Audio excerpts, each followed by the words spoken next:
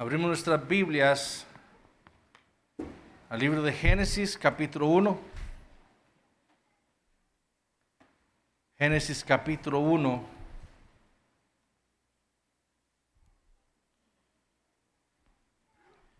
Vamos a estar leyendo los versículos 26 al 29.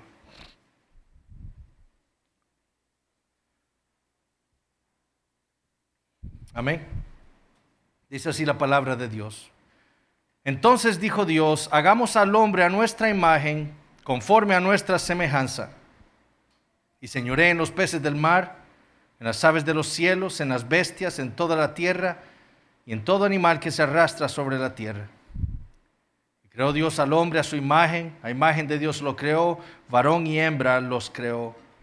Y los bendijo Dios y les dijo: fructificad y multiplicaos, llenad la tierra y sojuzgadla y señoread en los peces del mar, en las aves de los cielos y en todas las bestias que se mueven sobre la tierra. Y dijo Dios: he aquí os he dado toda planta que da semilla, que está sobre toda la tierra, y todo árbol en que hay fruto y que da semilla os serán para comer. Es importante siempre que recordemos lo que hemos dicho en las semanas previas. El libro de Génesis fue escrito con el propósito de proveerle al pueblo de Israel el entendimiento verdadero del origen de todas las cosas. Si ellos eran el pueblo de Dios, ellos debían tener una cosmovisión o un entendimiento del mundo distinto al de los demás pueblos a su alrededor, especialmente a la cosmovisión de Egipto. Israel estuvo, recordamos, en la tierra de Faraón por más de 400 años. Allí ellos conocieron no solo los avances tecnológicos de los egipcios, sino también su religión. De hecho, como habíamos visto, la tierra de Gosén, en los tiempos en los que Israel habitó en Egipto, estaba muy cerca de Memphis, que en los tiempos de Moisés era una de las ciudades religiosas o de las capitales religiosas más importantes del imperio egipcio. Era ahí en donde predominaba el culto a Ra, el dios Sol, que según los egipcios había creado todo el universo. Y es muy probable que muchos de los israelitas para los tiempos de Moisés habían llegado a creer muchos de aquellos mitos egipcios. Y para destruir todas aquellas mentiras, para limpiarlos de toda esa falsa cosmovisión, Dios inspiró a Moisés para escribirles la verdad. La verdad no solo acerca de los orígenes del universo, sino la verdad acerca de sus propios orígenes como el pueblo de Dios. Por eso es que el Génesis se llama así, Génesis, el libro de los orígenes. Y la verdad era que no había sido Ra, ese dios Sol, quien había creado todo. Fue el Señor, el Dios de Israel, Elohim, Jehová. Fue Él quien lo había creado todo con el poder de su palabra. Fue Él quien en el principio, cuando no existía nada, creó los cielos y la tierra. Fue Él quien creó la luz y el tiempo. Fue Él quien creó los cielos, quien separó los mares y descubrió la tierra. Fue Él quien creó las plantas con las cuales vistió esa tierra.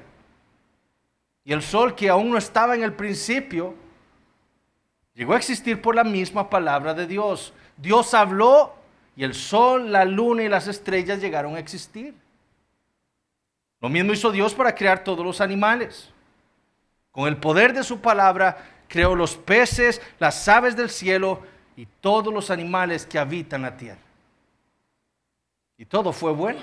Es decir, todo se originó como Dios lo había pensado. Y esto era algo que Israel debía tener muy claro. Porque si Jehová, el que los había hecho su pueblo, si Él era el creador de todas las cosas, entonces era a Él a quien ellos debían servir. Era a Él a quien ellos debían adorar. Y con el mismo propósito nos fue dejado a nosotros el libro de Génesis. En nuestros días nosotros estamos expuestos a un mito sobre los orígenes del universo. Una nueva cosmovisión, una nueva manera de ver y entender el mundo. Una cosmovisión que tiene consecuencias morales y éticas para los hombres. Y este es el mito del Big Bang, el mito de la evolución. Una doctrina que se nos enseña a nosotros desde que estamos pequeños, que se le está enseñando a nuestros niños en las escuelas, como si fuera una verdad absoluta, como si fuera una verdad evidente a todos, a pesar de que no puede ser comprobada. Y lastimosamente, muchos cristianos la han abrazado como la verdad. Lo mismo que hicieron muchos de los israelitas en los tiempos de Moisés, de lo que están haciendo el día de hoy muchos que dicen ser cristianos, abrazando una cosmovisión totalmente ajena a las Escrituras. Porque si nosotros leemos el libro de Génesis, no queda duda alguna que Dios habló y todo llegó a existir. Y Dios nos ha dejado este libro para que entendamos con toda claridad que ese fue el origen de nuestro universo. Que fue Él quien lo creó todo en el espacio de 6 días literales. El universo no llegó a existir por pura casualidad. Esa materia que supuestamente llegó a explotar en algún momento no existía desde la eternidad. Los animales no provienen de un ancestro común, sino que Dios los creó a todos ellos según su género y según su especie. Esto es algo que nosotros como cristianos debemos entender. Y es algo que le debemos dejar muy claro a nuestros niños. Porque esto es lo que ellos están aprendiendo, como lo hicimos nosotros en las escuelas. Hermanos, si la evolución es cierta, la Biblia no es la palabra de Dios. Así de simple. Pero porque la Biblia es la palabra de Dios, ella nos dice con toda claridad que la doctrina de evolución es falsa. Igual de importante para Israel era saber qué es el hombre. Porque para muchas de las culturas alrededor de Israel, el hombre había sido creado por dioses como esclavos para que sirvieran las necesidades de los dioses. Esos dioses tenían necesidades. El Dios de Israel no necesita nada, ni a nadie. Bueno, Dios usó a Moisés para enseñarle a Israel la verdad acerca de los orígenes del hombre. Dios había creado al hombre con un propósito especial, no porque necesitara de él. Igual de importante es esta verdad para nosotros el día de hoy. Porque como dijimos hace unas semanas, nosotros vivimos en un mundo cuya cultura la podríamos describir como la cultura de la muerte. Porque si no hay un Dios creador y si los hombres somos un animal más en este universo, entonces el hombre no posee ningún valor, no tiene ninguna dignidad particular. Y por eso vemos el día de hoy todo ese empuje por legalizar el aborto, por legalizar la eutanasia, porque el hombre no vale nada. Es igual que cualquier animal. Por eso vemos toda esta confusión de géneros. Nuestra cultura es el resultado de haber abrazado una doctrina atea en la evolución. Por eso es que Génesis es un libro tan importante para nosotros el día de hoy. Por eso es que Génesis es un libro tan importante para nuestros niños. Y tenemos que enseñarles a ellos sobre los orígenes del universo. ¿Cómo les vamos nosotros a enseñar a nuestros niños a respetar a sus amigos, a sus hermanos, al prójimo?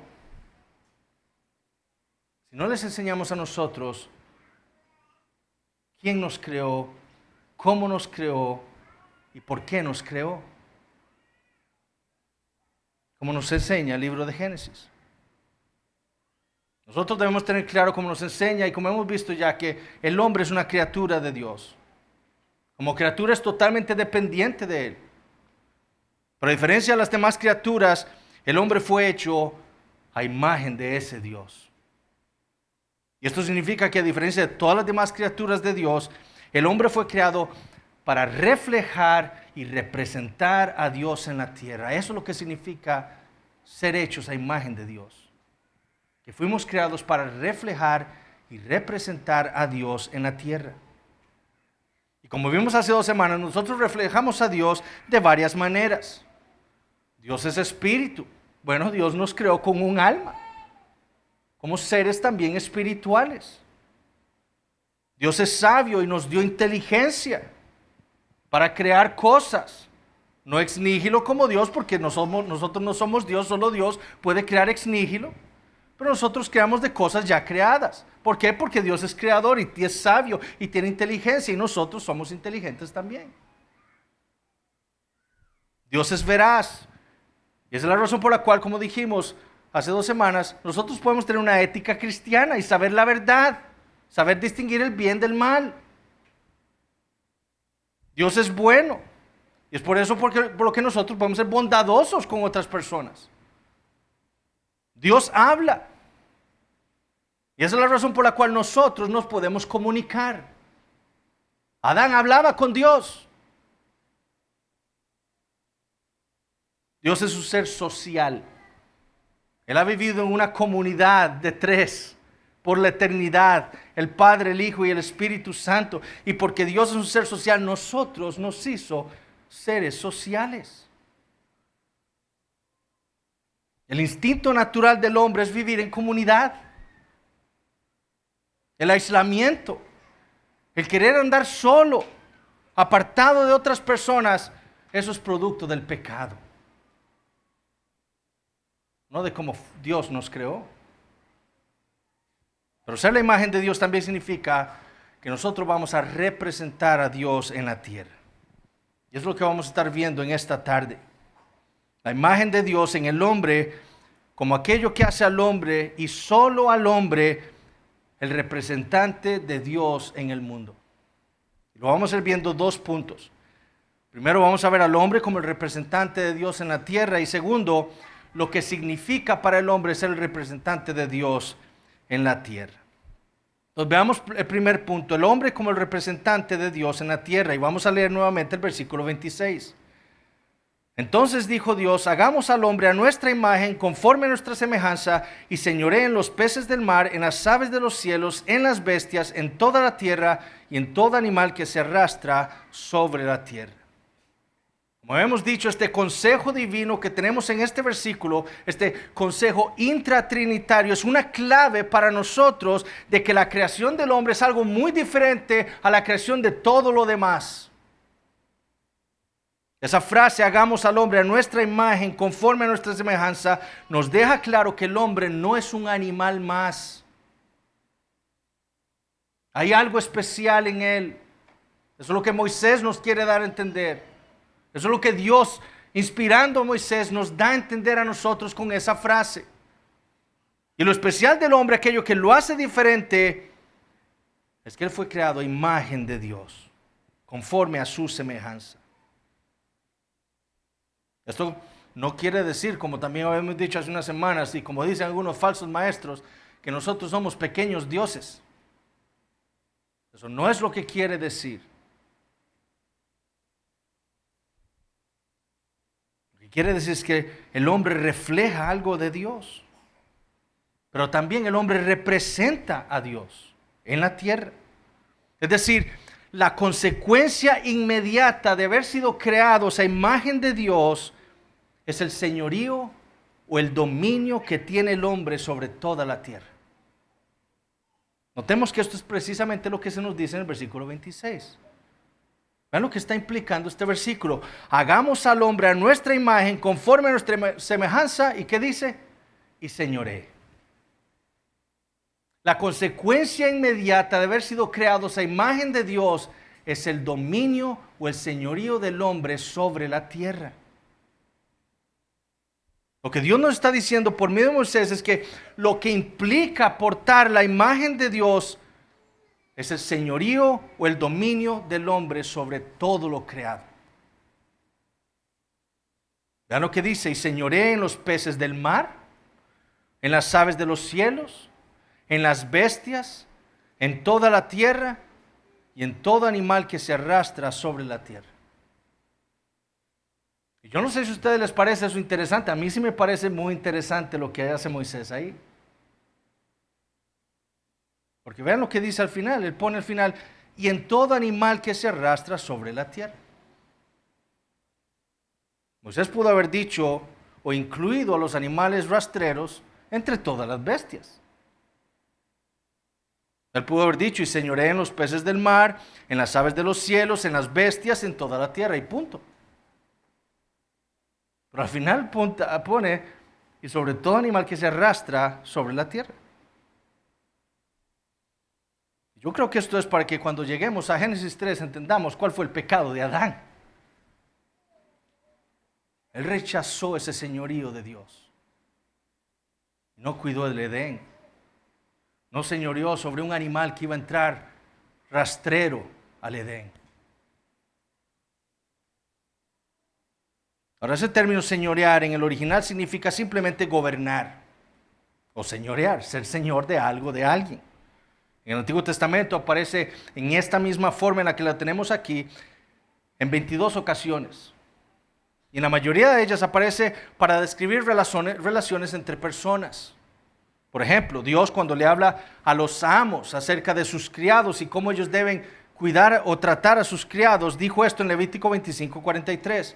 No te enseñorearás de él con dureza, sino tendrás temor de tu Dios. Entonces, ese término es lo que significa estar por encima, señorear, gobernar a alguien. El verbo también es usado para describir la relación entre dos naciones, no solo entre personas, sino también naciones. Por ejemplo, en el Salmo 68:27, leemos lo siguiente. Allí estaba el joven Benjamín, señoreador de ellos, de otras naciones, de otras tribus. El término también es usado para describir lo que puede hacer un pastor con su rebaño. Por ejemplo, ese término fue el que usó Ezequiel cuando habló de los terribles pastores que tenía Israel, los líderes tan perversos que tenía Israel.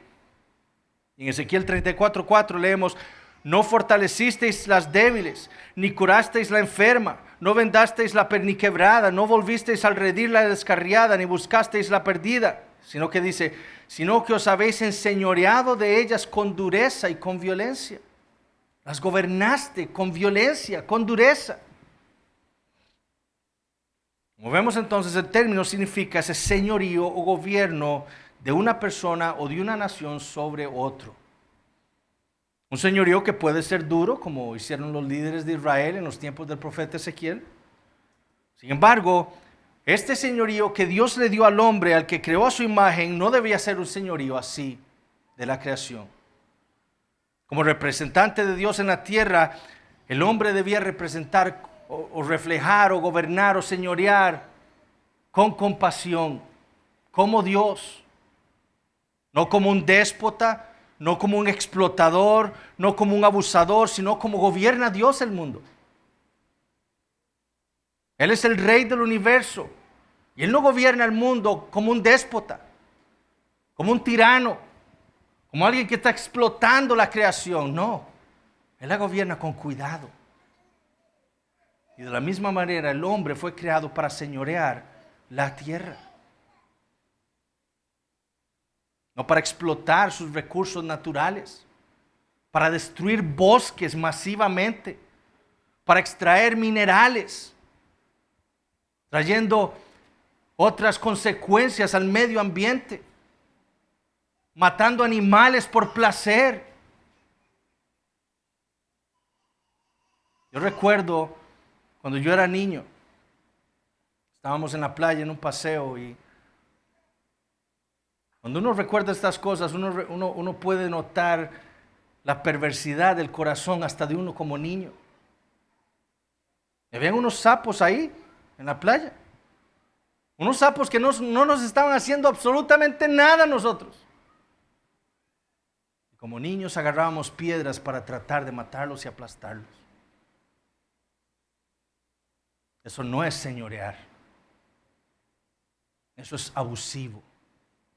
Eso es pecado. El hombre no fue hecho el Señor de la tierra, representante de Dios en la tierra para explotar y abusar de la creación que le pertenece a Dios. Fuimos hechos señores para cuidar de ella. Ahora debemos entender que el hombre no había sido creado para ser el rey de la tierra.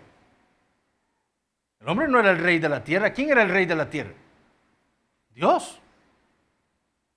El Salmo 24:1 dice: de Jehová es la tierra y su plenitud, el mundo y los que en él habitan. Esos sapos le pertenecen a Dios.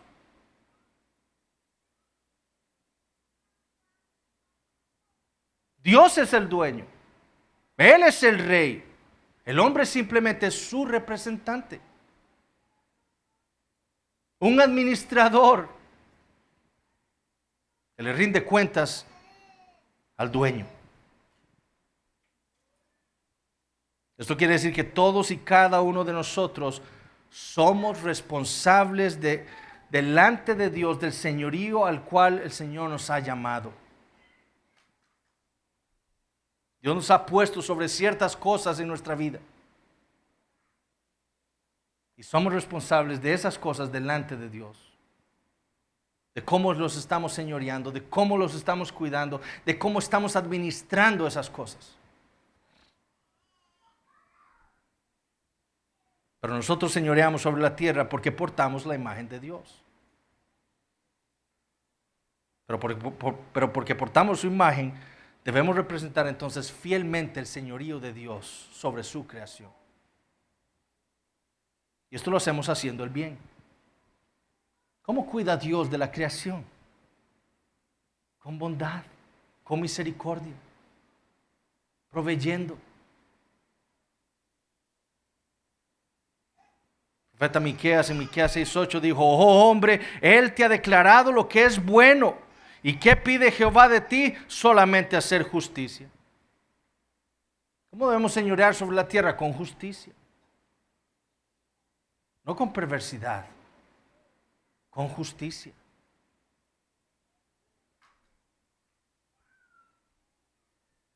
Como dijo el Señor Jesucristo en el Sermón del Monte, Mateo 5:16.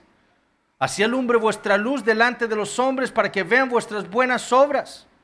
¿Y qué? Y glorifiquen a vuestro Padre que está en los cielos. Los hombres deben ver en nosotros, los cristianos, cómo estamos señoreando aquellas cosas sobre las cuales Dios nos ha puesto, sobre este mundo. Y al vernos a nosotros administrar, cuidar, señorear de la creación, ellos deben dar gracias a Dios y glorificarle a Él por esas buenas obras que nos ven a hacer a nosotros. De hecho, hay un autor que él no es cristiano. En un artículo que estaba leyendo sobre la explotación de los recursos naturales, él decía que más bien era el humanismo secular lo que estaba arrasando con los recursos naturales de nuestra tierra. Y él ponía el ejemplo, más bien, si los hombres siguieran el ejemplo bíblico, sería muy diferente. Porque en la Biblia se nos enseña a nosotros cómo señorear de la creación, cómo explotarla sin causar daño, pensando en el futuro, en generaciones futuras a las nuestras. El fin de señorear la tierra es como la señorea el Creador. Y el fin es para que Él sea glorificado. Esa es nuestra meta. Para eso fuimos creados a imagen de Dios. Y esto es lo que nos hace diferentes, como hemos dicho, al resto de la creación. El hombre no es como los demás animales. Él porta la imagen de Dios. Y porque porta la imagen de Dios, Él fue hecho para señorear sobre toda la tierra. Ahora, ¿qué significa representar a Dios en la tierra? Versículos 28 y 29. Y los bendijo Dios y les dijo: fructificad y multiplicaos, llenad la tierra y sojuzgadla, y señoread en los peces del mar, en las aves de los cielos y en todas las bestias que se mueven sobre la tierra. Y dijo Dios: he aquí que os he dado toda planta que da semilla, que está sobre toda la tierra, y todo árbol en que hay fruto y que da semilla, os serán para comer. Aquí vemos nuevamente que el hombre no es como el resto de las criaturas que Dios creó. Ciertamente Dios bendijo a los peces, Él bendijo a las aves, Pero solo al hombre le habló Dios. Solo al hombre le habló Dios. Solo con el hombre tendría una relación personal el Creador. Notemos lo que dice el versículo 28. Y los bendijo Dios. Esto mismo hizo Dios con los peces y las aves. Y fue por eso que les ordenó fructificar. Pero ¿qué dice después? Dice, y les dijo. A Adán y a Eva, Dios les habló. Solo para el hombre es la palabra de Dios. ¿Por qué? Porque solo el hombre fue creado a su imagen. Solo él reflejaría a Dios en la tierra y solo él le representaría también. Ahora la pregunta que sigue es, ¿qué significa entonces representar a Dios? Y la respuesta la tenemos en el versículo 28. Representar a Dios en la tierra significa, en primer lugar, llenarla. Y en segundo lugar, significa sojuzgarla. Primero, representar a Dios en la tierra significaría llenarla. Notemos lo que dice el versículo 28. Los bendijo Dios y les dijo, fructificad y multiplicaos, llenad la tierra. El mandamiento aquí es uno. No son tres cosas que Dios le mandó al hombre. No, Dios le está dando una sola tarea y la tarea es llenar la tierra. Ahora, ¿cómo es que el hombre y la mujer iban a llenar la tierra? Bueno, fructificando, multiplicándose, reproduciéndose. Fructificar, multiplicar y llenar la tierra significan lo mismo. Dios simplemente está repitiendo con el propósito de enfatizar el mandamiento que le está dando al hombre como su representante en la tierra, que es reproducirse.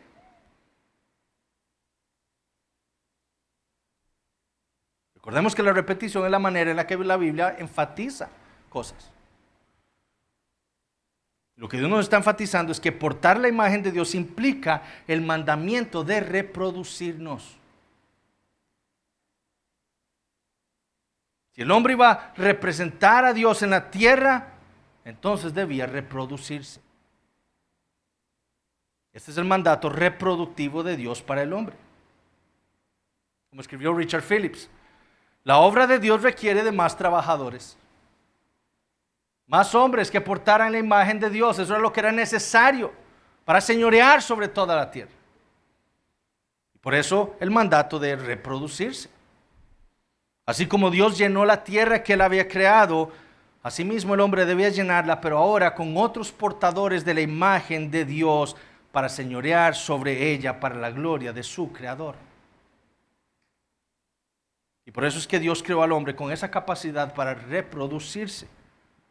Desde el principio los creó así.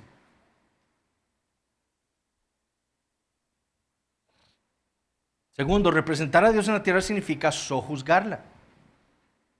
En el original, el término que utilizó Moisés literalmente significa dominar, someter, subyugar algo. Es un término que en otras partes del Antiguo Testamento se utiliza para las conquistas militares. Un pueblo llega y somete a uno, lo subyuga con poder, con violencia. Sin embargo, aquí ese no es el sentido, obviamente. La tarea del hombre como representante de Dios en la tierra no es dominar, no es someter, no es subyugar a la tierra a la fuerza.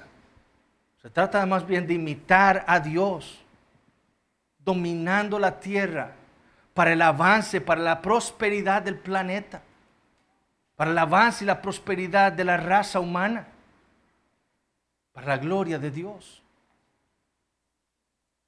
Lo que Dios hizo con la tierra es lo que el hombre está llamado a hacer como su representante. En otras palabras, este sojuzgar no es otra cosa más que el mandato de Dios al hombre para trabajar.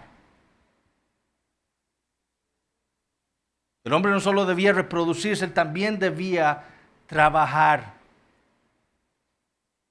El trabajo entonces es el resultado de la creación del hombre a imagen de Dios, no es el resultado de la caída. El trabajo es algo bueno, no es una maldición.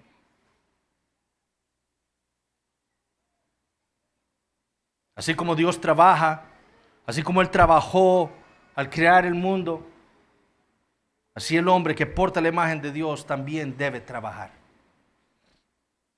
Así es como Él va a dominar, sojuzgar la tierra.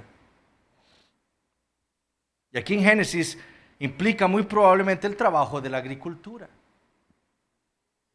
la domesticación de animales, la administración de los recursos naturales, la ciencia, la construcción de ciudades y sociedades humanas. El hombre debía sojuzgar la tierra señoreando sobre los peces, las aves y todas las bestias. Esto lo hizo Adán en Génesis capítulo 2, cuando llamó por nombre a todos los animales. Ahí estaba él sojuzgando a los animales. Él estaba poniéndole nombre, haciendo ciencia lo que estaba haciendo. Este es un elefante porque tiene una trompa, tiene unas orejotas, es grandote. Esta es una jirafa porque tiene un cuello largote, etc. Eso es lo que estaba haciendo Adán. Ciencia. Primitiva, pero ciencia. Él debía encargarse también de la agricultura. Vean lo que dice el versículo 29. Dios le dio al hombre todo árbol en que hay fruto y que da semilla para comer. ¿Por qué esa nota de Dios ahí? ¿Qué debía hacer Adán con las semillas? Plantarlas. La agricultura, para producir más árboles, para producir más alimento, para él y para los animales.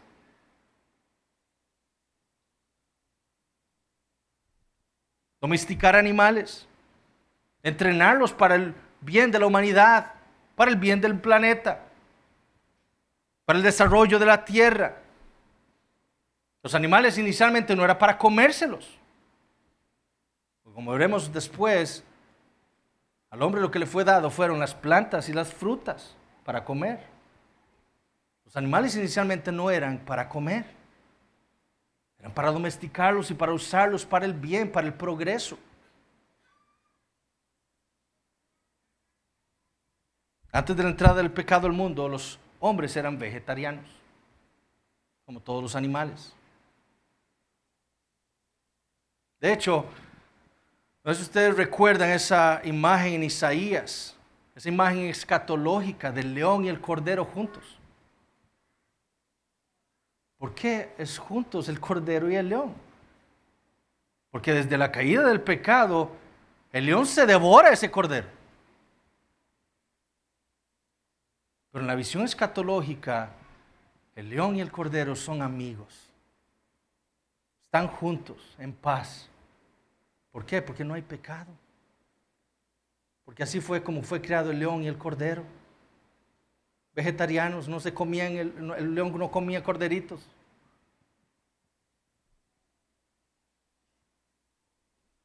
El uso que el hombre le debía dar a los animales era la domesticación.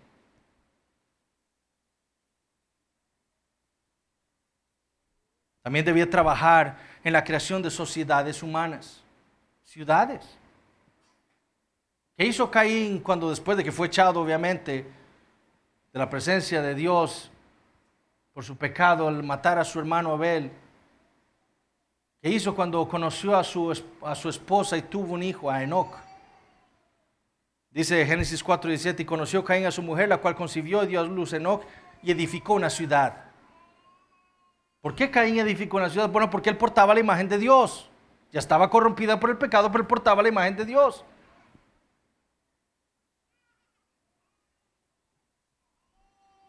La creación de herramientas para el progreso humano, eso lo vemos en la Biblia también. Como los hombres que portan la imagen de Dios empiezan a crear instrumentos, herramientas para el progreso. La tecnología, las artes. Tubal Caín, el descendiente de Caín, fue artífice de toda herramienta.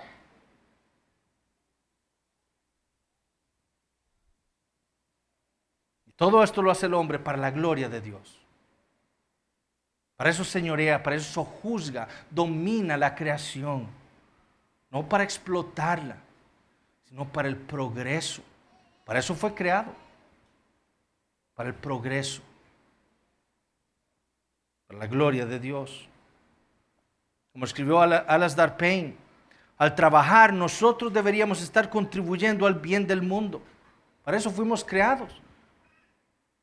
Eso es lo que hacemos cuando sojuzgamos la creación. Trabajamos. Y trabajamos para el bien del mundo y para el bien de los demás. Es así colectivamente como ejercitamos nuestro dominio. Trabajando. Y dice, el desempleo es una gran tristeza, porque niega a las personas la oportunidad de ejercitar el rol que les fue dado por Dios. El trabajar viene a los hombres porque somos creados a imagen de Dios. El desempleo, dice Alasdair Payne, más bien le quita al hombre ese privilegio que Dios le dio de representar a Dios en la tierra, porque no está trabajando.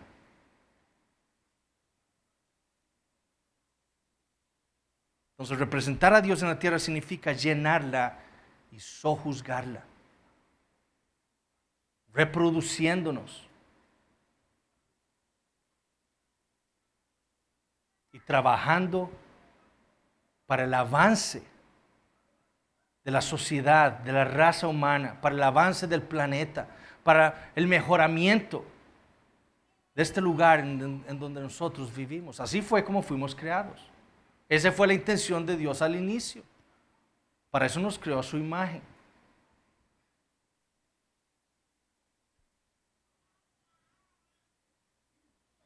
Ahora, ¿cómo aplicamos esto en nuestras vidas?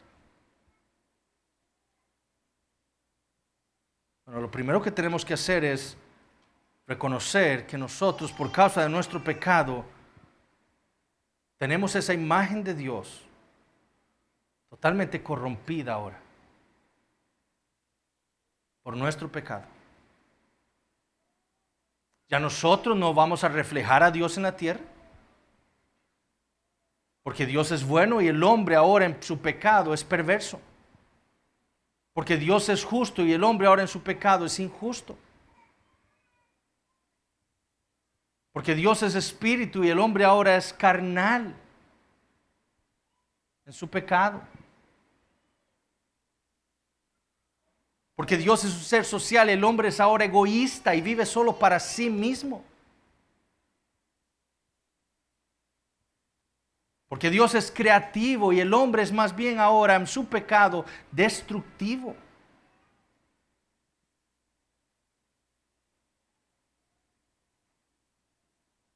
Ya no representamos a Dios tampoco en la tierra. Porque ahora nosotros nos ponemos en nuestro pecado como Dios en la tierra. Ahora nos representamos a nosotros mismos, no a Dios. Y es por eso que toda la raza humana está condenada en Adán. Todos, sin Cristo, por no reflejar ni representar a Dios en la tierra, estamos condenados en Adán. El juicio de Dios está sobre nosotros. Pero por eso el Evangelio es tan glorioso. Por eso es que el Evangelio es las buenas noticias de Dios. Porque el Evangelio nos dice que para esto fue que el Señor Jesucristo vino al mundo. Para restaurar la imagen del hombre. No solo siendo Él la misma sustancia de Dios, la perfecta imagen de Dios, sino también siendo Él el perfecto representante de Dios en la tierra.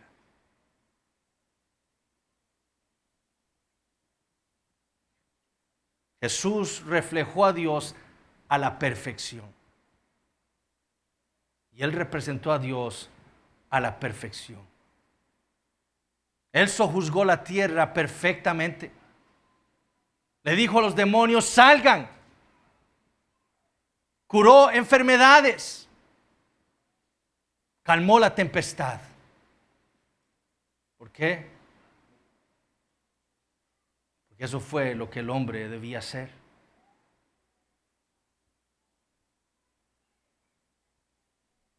Veamos el Salmo 8.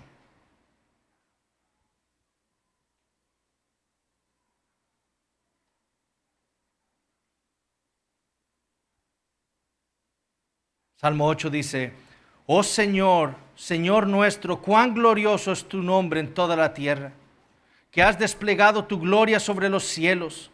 Por boca de los infantes y de los niños de pecho has establecido tu fortaleza, por causa de tus adversarios, para hacer cesar al enemigo y al vengativo. Cuando veo tus cielos, obra de tus dedos, la luna y las estrellas que tú has establecido, digo, ¿qué es el hombre para que de él te acuerdes, y el hijo del hombre para que lo cuides? Sin embargo, lo has hecho un poco menor que los ángeles y lo coronas de gloria y majestad. Tú le haces señorear sobre las obras de tus manos, todo lo has puesto bajo sus pies. Ovejas y bueyes, todos ellos, y también las bestias del campo, las aves de los cielos y los peces del mar, cuanto atraviesa las sendas de los mares.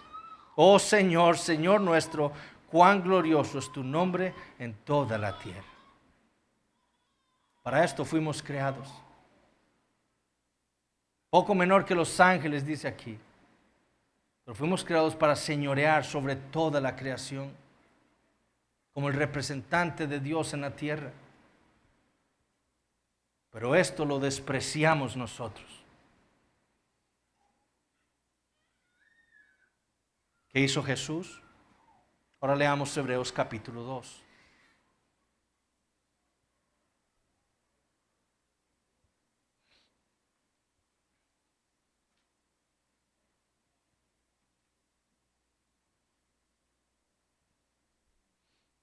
Hebreos capítulo 2, versículos 5 al 10. Hablando de Cristo. Porque no sujetó a los ángeles el mundo venidero acerca del cual estamos hablando. Pero uno ha testificado en cierto lugar diciendo, ¿qué es el hombre para que de él te acuerdes? O el hijo del hombre para que te intereses en él. ¿Qué está citando ahí el autor de los Hebreos? El Salmo 8. Le has hecho un poco inferior a los ángeles. Le has coronado de gloria y honor y le has puesto sobre las obras de tus manos. Todo lo has sujetado bajo sus pies. Porque al sujetarlo todo a él, no dejó nada que no le sea sujeto. Pero ahora no vemos aún todas las cosas sujetas a él. ¿Cierto? Ahora el mundo no está sujeto a nosotros por causa de nuestro pecado. Pero vean lo que dice. Pero vemos a aquel que fue hecho un poco inferior a los ángeles, es decir, a Jesús, coronado de gloria y honor a causa del padecimiento de la muerte, para que por la gracia de Dios probara la muerte por todos. Porque convenía que aquel para quien son todas las cosas y por quien son todas las cosas, llevando muchos hijos a la gloria, hiciera perfecto por medio de los padecimientos al autor de la salvación de ellos. ¿De quién habla el Salmo 8? Del Señor Jesucristo.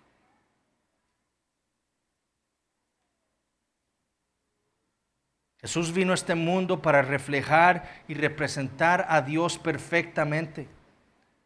Y para que venciendo a Satanás en su vida y en su muerte en la cruz del Calvario, restaurara la imagen de Dios en el hombre.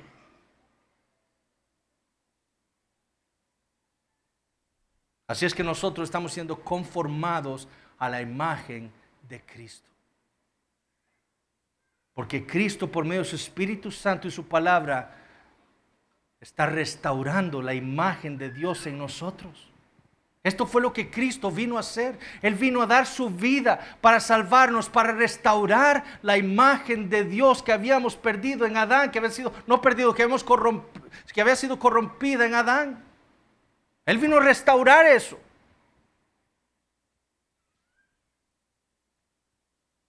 ¿Qué dice Apocalipsis 22:4? Y ya no habrá más noche y no tendrá necesidad de luz, de lámpara ni de luz de sol, porque el Señor Dios los iluminará. ¿Y qué dice? Y reinarán por los siglos de los siglos. ¿Por qué reinarán los creyentes por los siglos de los siglos?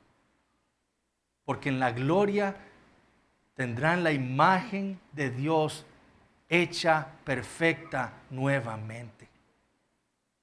Y entonces representaremos al Rey por la eternidad. Por eso es que reinaremos.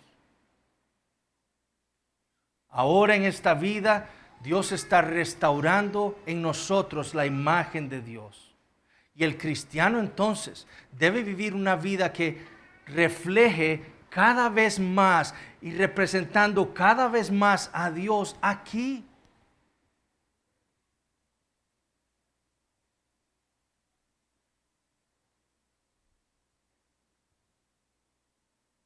Segundo, nosotros debemos reconocer que Dios nos ha llamado a reproducirnos. Este es el primer mandato de Dios para los hombres. Fructificad y multiplicaos y llenad la tierra. La iglesia entonces debe enfatizar la institución matrimonial porque, como vamos a ver en Génesis capítulo 2, es por medio del matrimonio que Dios hace que los hombres fructifiquen y llenen la tierra. Entonces, si hay algo que la iglesia debe enfatizar, la institución matrimonial. Debe animar a los solteros a casarse. Debe honrar el matrimonio. Y debe animar a los que ya están casados a tener hijos.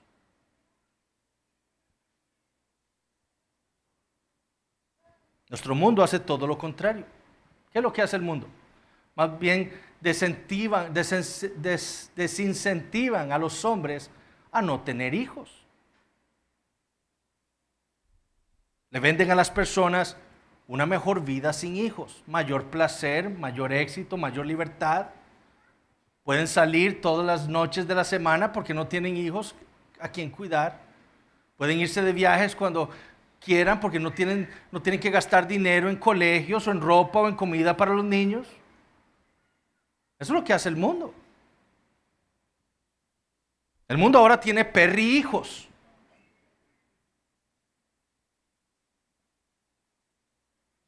Eso es un ataque contra la manera en la que fuimos creados por Dios.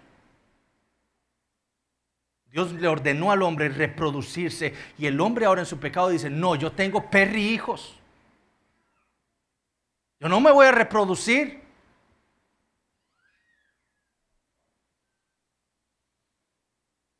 La semana pasada estaba viendo una información que pasaron en internet en donde decía que la tasa de natalidad en Costa Rica pasó de 3.9 en 1821 a 1.6 en el 2021. En 200 años hemos bajado la tasa de natalidad casi en 2 puntos.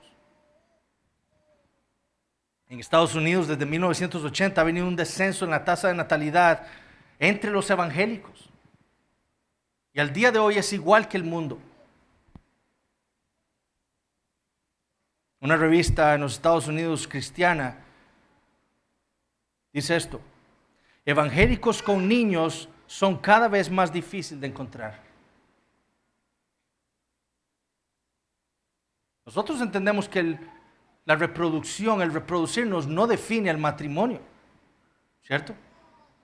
Dos personas pueden casarse y Dios puede que no les dé hijos, pero son un matrimonio.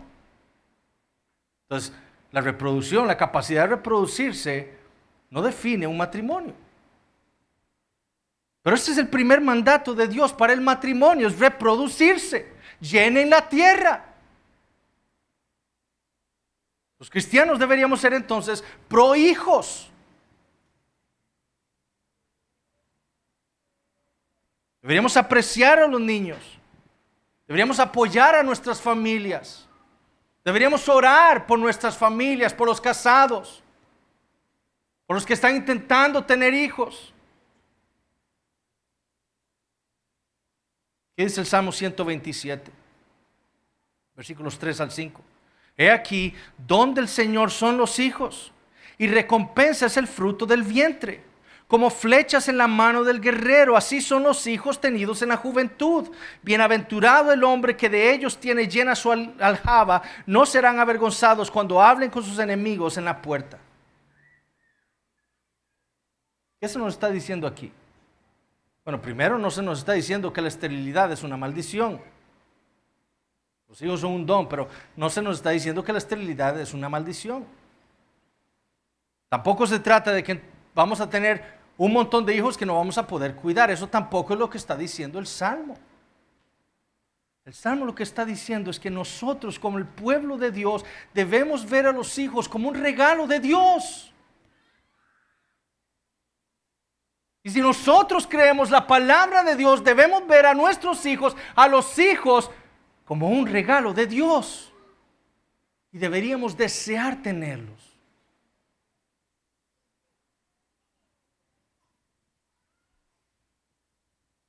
No verlos como un estorbo.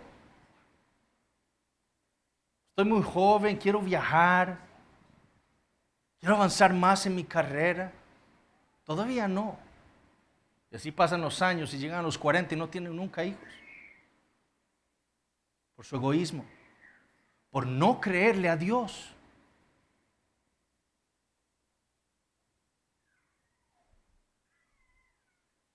Si nosotros no estamos viendo a los hijos como un regalo de Dios y estamos buscando permanecer sin hijos en nuestro matrimonio, nosotros, mis hermanos, debemos arrepentirnos delante del Señor y dejar ya ese pensamiento mundano.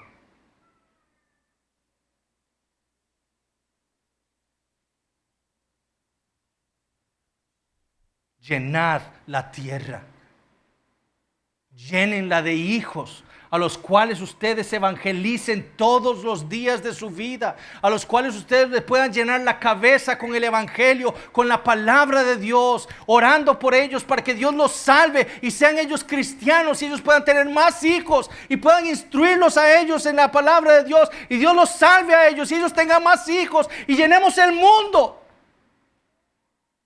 de cristianos, de hombres que están siendo renovados a imagen de Cristo, para la gloria de Dios. Pero dejemos ya ese pensamiento mundano con respecto a los niños. Tercero, debemos tener también una visión bíblica del trabajo. Como vimos, el trabajo es un mandato de Dios para el hombre y para la mujer.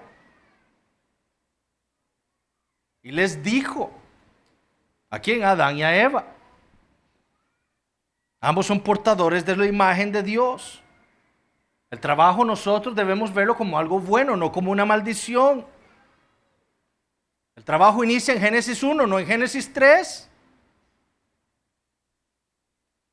Dice un autor cristiano que el cristiano debe ver el trabajo con ambición y determinación.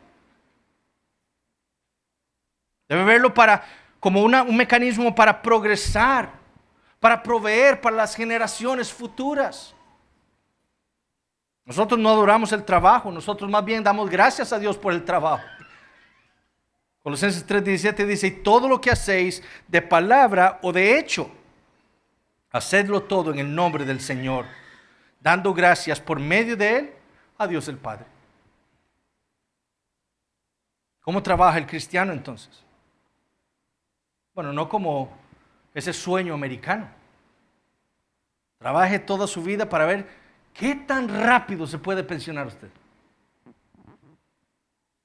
Ustedes saben que ahora hay personas en Estados Unidos y en países en Europa que están reduciendo todo. Están yéndose a vivir a los bosques en casitas de 12 metros cuadrados para no tener que trabajar nunca más. Trabajan hasta los 35 años y después se van a vivir así para no trabajar nunca más.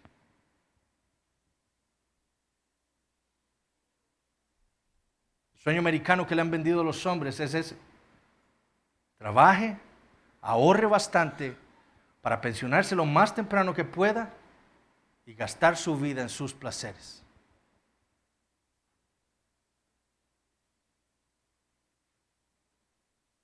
Eclesiastés 9:10 dice, todo lo que tu mano halle para hacer, en la versión nuestra dice, hazlo según tus fuerzas. Literalmente es, hazlo con todas tus fuerzas. Otras versiones dicen, hazlo con todo tu empeño. Así es como el cristiano ve el trabajo. Todo lo que yo haga, Lo que Dios me ha mandado hacer, en donde Dios me ha puesto a trabajar, lo voy a hacer con todo mi empeño. No para los hombres, sino para Dios, que me creó a su imagen y que me ha restaurado en Cristo Jesús y me está restaurando en Cristo Jesús, para que yo haga eso para su gloria, representándolo a Él aquí en la tierra. Cualquiera que sea la vocación o el trabajo que Dios nos haya dado, el cristiano lo hace con todo su empeño. Seamos esposos, seamos esposas, ahí, hermanas en la casa. Ustedes van a sojuzgar su hogar, pensando en cosas que hacer para mejorar, para ser más eficaz, aumentar la eficiencia en el hogar, para disminuir los gastos, para poder tener más dinero, para ofrendar, para el avance del reino de Cristo en la tierra. Como padres, sojuzgando a nuestros niños, señoreando sobre ellos con sabiduría, instruyéndolos en la palabra de Dios, no abusando de ellos. Como hijos, respetando a nuestros padres, ya que somos doctores o abogados, o ingenieros o arquitectos, o ingenieros de sistemas, o transportistas, o comerciantes. Lo que sea que hagamos, en donde sea que Dios nos haya puesto, ahí vamos a sojuzgar para la gloria de Dios, buscando la manera de agilizar todo para el bien de la empresa, para el bien de las generaciones futuras.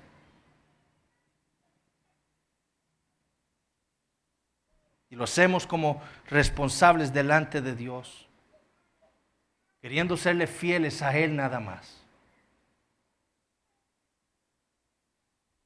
Porque es que los cristianos no deberían ser vagos. Porque así no estamos representando a nuestro Dios. El cristiano no debería ser un vago. El cristiano debería estar siempre. No estoy diciendo igual, aquí me estoy hablando a mí mismo también. No estoy diciendo que no vamos a entretenernos, pero nuestra mente debe estar continuamente ocupada. ¿Cómo hacemos para progresar? ¿Qué puedo hacer yo más para sojuzgar esta vocación en la que Dios me ha puesto?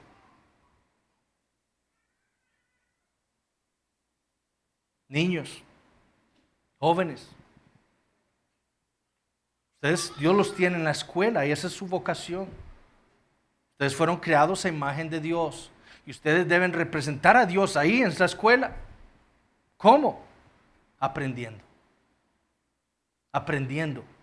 todo lo que sus maestros les enseñan.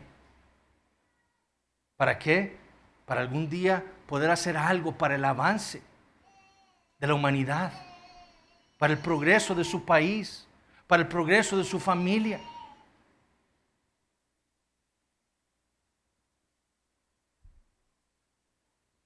Si usted está aquí entre nosotros y no conoce al Señor Jesucristo, usted debe entender eso. Usted fue creado por Dios para reflejarle a Él y para representarle a Él en la tierra. Pero usted en su pecado ha buscado más bien que los hombres no vean a Dios en usted. Usted se ha rebelado contra Dios. Usted ha buscado representarse a usted mismo. Se ha puesto usted mismo como Dios en su vida. Y la Biblia dice que el juicio de Dios está sobre tales hombres. La única esperanza para usted está en Jesucristo. Él vino y solo Él puede restaurar esa imagen de Dios que está corrompida en su vida para que usted tenga vida eterna. Vaya a Cristo, confiese su pecado y pídele al Señor que lo salve. Vamos a orar. Padre Celestial, te damos gracias por tu palabra, por lo que hemos leído. Señor, tu Espíritu Santo, que Él aplique tu palabra a nuestras vidas. que traiga, Señor, consuelo, que nos fortalezca, que traiga, Señor, también arrepentimiento. Porque no hemos estado muchos de nosotros viviendo como deberíamos vivir. Señor, perdona nuestra mundanalidad y ayúdanos, Señor, a crecer en el conocimiento de ti. Ayúdanos a vivir vidas, Señor, que te reflejen, vidas que puedan describir que estamos representándote a ti aquí en la tierra. Oh Señor, gracias por tu Hijo Jesucristo, porque en Él, Señor, tú estás restaurando esa imagen corrompida en nosotros. Solo en Él hay esperanza para nosotros.